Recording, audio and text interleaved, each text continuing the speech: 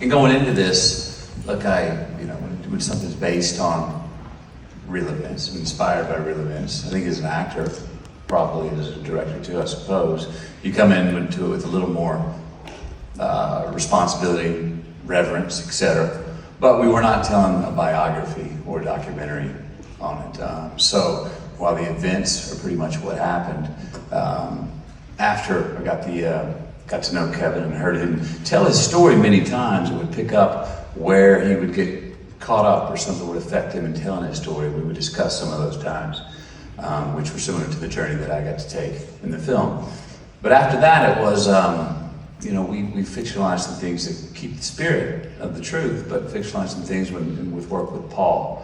A lot of the father-son themes that were going through this, and that line. How about that?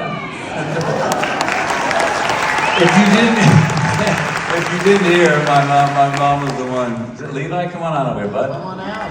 Yeah. So Levi.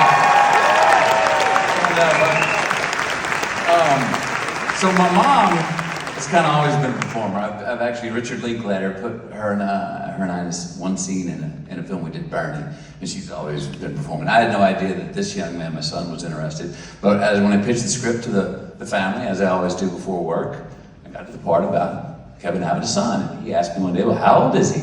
And I said, he's about your age. And then he goes, you think I could read for it? And I didn't say anything. That wasn't enough to make me say maybe or anything. He came back 4 more times, and I said, okay, now he's working for the idea.